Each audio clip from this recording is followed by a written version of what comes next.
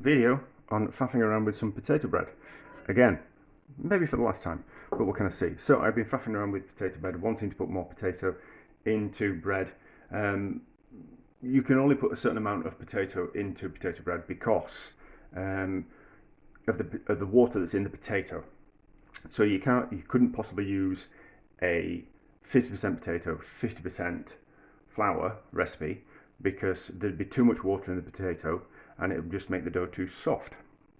So what you're really doing with making potato bread is just replacing a tiny amount of the flour with the actual solid matter of the potato, and the rest of the and just replacing the water that you put in with the water that's already in the potato. So I kind of wanted to put more potato in the bread to bulk it out further. So I devised a way of what you do is you cook potatoes, mash them up, freeze them, and then defrost them, and then squeeze the excess water out of the potato. So we end up with a lot more potato.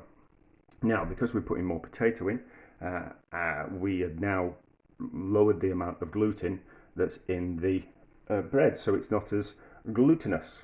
So it doesn't want to form into bread just quite as easy. So what we have to do is we have to add some vital wheat gluten, which is that stuff. So this is a further experiment. I've done it lots of different ways, but this is just a way that I just want to faff around with. So recipe wise, we have got 480 grams worth of cooked potato that's been frozen, defrosted, and had the water squeezed out of. It's that potato there weighs 480 grams. It's about a kilo worth of potatoes that you need to cook, mash, freeze, defrost, squeeze the water out to get approximately 480 grams. There's a little bit of salt there.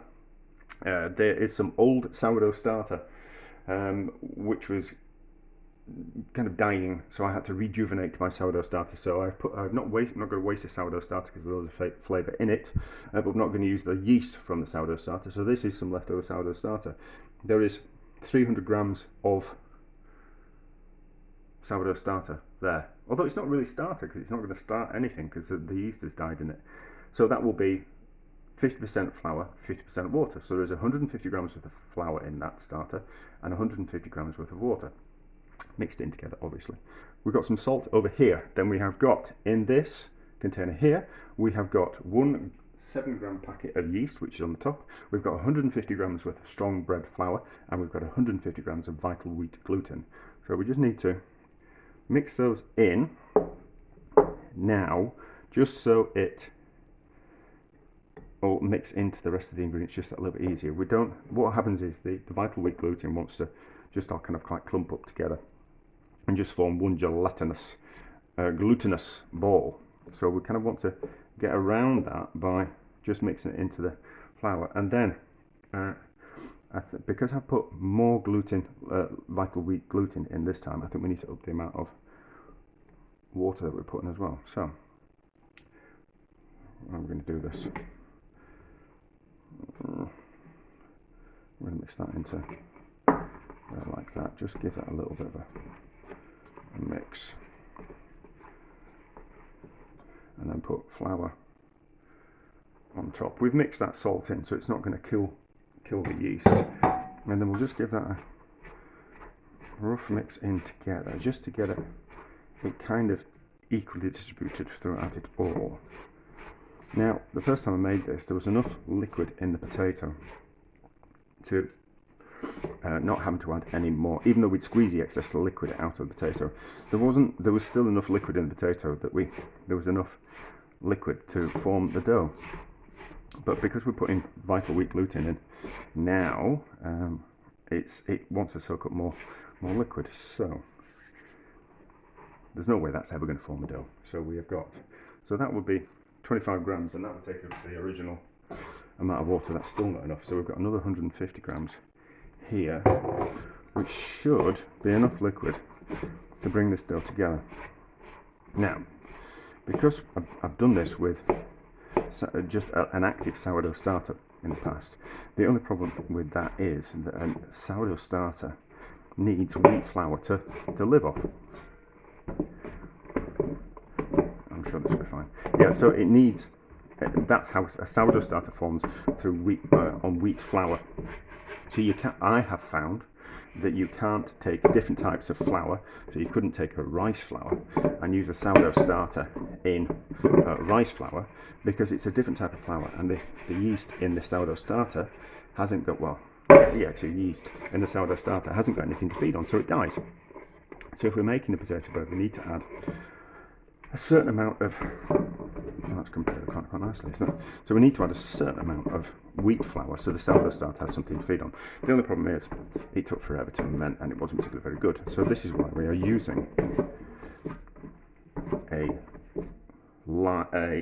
dried packet of yeast. But still, the only problem with dried packets of yeast is there's not much flavour in them. So bread that's made with either a wet yeast or a dried yeast, I always found that they don't have much flavour. So what you have to do is you have to make a Poolish, which is you make the bread dough the day before, add a packet of yeast, ferment it overnight, let it die, and then add another packet of yeast to it. And then the yeast will have imparted flavour into this. The yeast that died impart flavour into your dough, and then you kind of then re-ferment it with some fresh yeast, and you get the flavour of more akin to a sourdough, but with more of convenience of using a packet yeast, because sourdough, it's not an exact science, is sourdough. But by me adding the dead sourdough starter, we will have gone around having to make a Poolish. So what you can do is, when you're making bread with dried yeast or a wet yeast, you can still add a sourdough starter to it, and what that will do is the sourdough starter will add flavour to the bread, but not kind of limit you to having to make a sourdough in the sourdough style. So you get the flavour of a sourdough, not all the flavour of a sourdough, but you get a really good flavour of sourdough, but the kind of convenience of making bread a lot quicker, because when I'm making bread with a sourdough starter, it can sometimes take up to 2 days. Because the sourdough starter is its own little thing. So it's a rough mix together. What we'll do now is we'll just leave it for, I need to pop out for half an hour. So we'll just leave it for half an hour, just so that all the liquid in there completely saturates all into the flour and also the vital, do you want to say that? Vital wheat gluten, and then it will make it easier to knead. Yeah, and that's why you can get away with adding more water to a sourdough, because you allow it to, before you knead it, you allow it to sit, or knead it, or the folding method of kneading. You allow it to sit for an hour, and then that gives the water time to completely penetrate all into the flour, and it will absorb more liquid, so you get a wetter dough. So we will leave that for a while, and then I'll be back, and we'll knead it, and then we'll form it into bread rolls. I think what I'm going to do today. Yes, did I have something to add?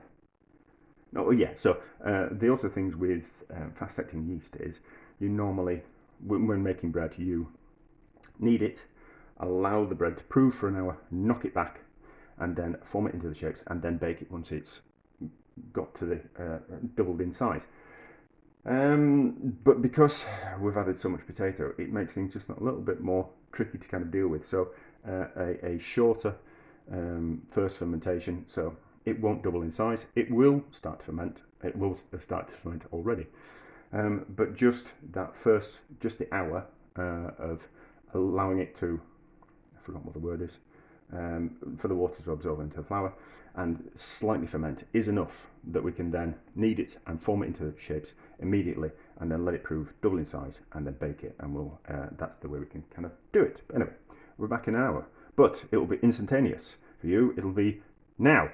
I left it for half an hour. I kneaded it for 10 minutes, and we have been left with this dough. So I divided it into 12. It was about 1,230 grams, something like that. So divided into 12, that's about 102 grams per ball. So we're going to do bread rolls. I suppose we could have done a loaf, but I want to do bread rolls for whatever reason. Tray with quite a bit of olive oil in. My brother-in-law made some bread the other week, and he made focaccia, and it was almost like fried bread by the time he'd done. It was delicious. It was a little bit. It was over. There was. He's learning how to make bread. It was very good. It was particularly delicious because it tasted more like fried bread than actual bread that you baked. So I kind of quite like that idea of the bread almost frying in the bottom of the tin. That's the first one. It's not a smooth dough. That's just down to the nature of the mashed potatoes that we made it with. So difficult to explain this one, how to roll the bread roll. I'm basically going to flatten it down and then roll, and then slowly move a hand in, so it's more like that, okay? And as you can see, what's happening is the dough is being pushed round to tighten up the dough like that. So we get that, and then we open up our fingers. My hands are a little bit too big for 100 grams bread roll, and then what we do is we move it into more like a claw if it was a little bit more. So then with that, end up with that. So we end up with tension in the dough. So that just needs a little pinch. That's just onto the dough, and the bread roll's just been a little bit too small for my hands. Not that my hands are big or anything, it's just the bread's a little bit too small. So flatten down, start off. When you're good, you can do this with 2 hands. I can't do it with 2 hands. So like that will do. So these will rise. So and take up more space. I probably need to do 9 in another container, but I don't want to. Oh, we could just go on forever, but you've never just got the right kind of shaped container. So I'll start with that one again, so it's just split on top. But I can see that these are wanting to rise already. I don't know what's happened with that one. What happened there? What happened there? Not to worry. So it's probably because it's rising kind of quite quickly that it's making this. Oh, it's a bit better. Like that one. So again, let's fold it in on itself. Let's start off on the right kind of foot. Smack down, and then roll around. Correct tension in the dough.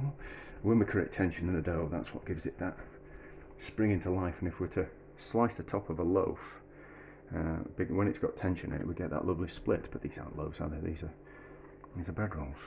But it'll be like a batch bread rolls where they're all kind of stuck together. Hopefully. I'm not an expert on bread. I just enjoy faffing around with it. I've done too many. 13. Baker's dozen. That's strange. No, that's right. Yeah. Done it into 12, yes. So, knock it back a little bit. That's the kind of thing I can't count. Not very good at counting either. Not very good at spelling or grammar either. There's lots of things I'm not very good at. But isn't everyone the same? There's loads of things we're not good at. There's a few things that we are good at. Or excellent at. So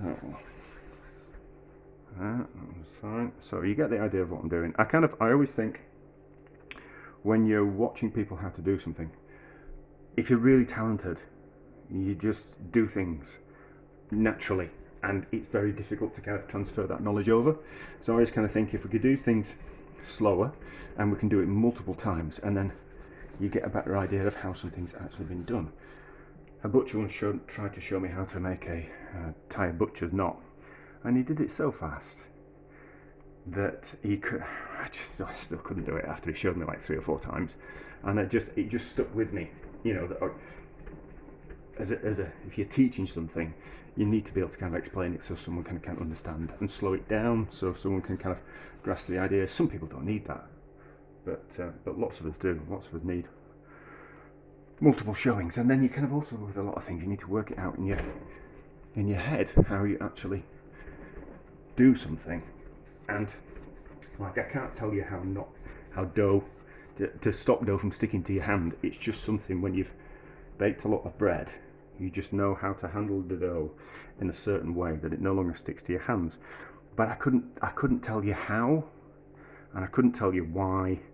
You just kind of get a feeling for things, and it's just through repetition and practice that you get better at things. So, but you get the idea of what I'm doing. So we bring it round. These won't be perfect. The first pastry chef that I worked for, who's on TV, yeah, he's very good, would be extremely disappointed with these bread rolls. My first college lecturer would be extremely disappointed with these bread rolls.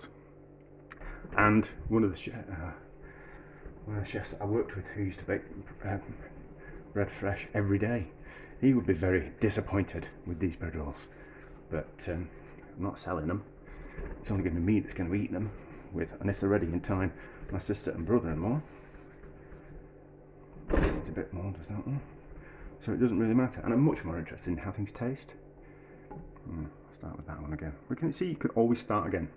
We'll get slightly over knead it, but we're at home, who cares? So yeah, so the flavour of things is much more important than how they look to me. Like I'd rather have something that didn't look particularly well presented, but it was delicious, because the enjoying for me is in the eating. No, that's not happening, but it'll be fun. So I'm not going to put any there. We might put some oil on top. We might put some oil on top when they're proved, but I reckon they'll be ready in about an hour. That's probably a little bit too tight. I'm slightly concerned that they're going to touch the top of that. Let's just put a little bit of oil on top of them. Put a little bit of oil in, they won't stick to the shower cap, will they? Oh yeah, use a shower cap instead of cling film or plastic wrap, whatever you want to call it, because you can use a shower cap again and again and again and again and cut down on that plastic waste. So just a little bit of oil on top, just to stop it from sticking, hopefully. I suppose you could use something that's non-stick, but whatever. So that's that. We're back in an hour or so when they're ready to bake. It looks like they have doubled in size, so let's just put a little bit of more oil on top, and then into a oven 250 degrees, 20 minutes, something like that. Thinking about it, I should have put them in a slightly smaller container so they would have been more compact, and then there wouldn't be these gaps in between, but I was worried that they'd overspill out the top. But we live and learn, don't we? Slightly overcooked because I got sidetracked. Well, and they're still hot, but I need to go out. So let's cut into them.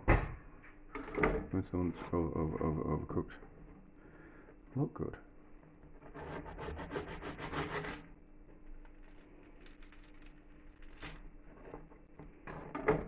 Look good. Smell good. Nice and crunchy. Nice and fluffy.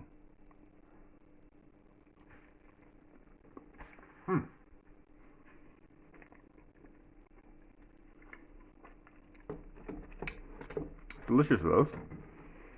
And it's kind of forgivable because they've gone they're not perfectly smooth, but they're lovely. They're lovely, that works. Congratulations, at last. Well, there we go. Could have done with a little less cooking, but that'll teach me. Won't it, for doing too many things at once. But anyway, that's success. I think it'd be nice in the loaf as well. It certainly needs that oil in there as well. I think that's nice, but it's almost like it's almost a focaccia. But a success. I didn't really properly look at them because they were hot. I took 6 to my sister's house, and once they cooled down, they were even more delicious. So, and I cut one open last night when I came home. I was a little bit hungry, so I cut one open and had a bit of butter on it, and it's still soft. So they're a little bit chewy because there's a lot of gluten in them, so there's a lot of that with it, so they're difficult to pull apart. But the bread rolls that we ate at my sister's house, we all really enjoyed. So it's an interesting recipe. and it's tasty. It's certainly tasty because I put in the leftover sourdough starter in it, but making a Poolish beforehand would work just as well. So cook them less next time, but they're delicious.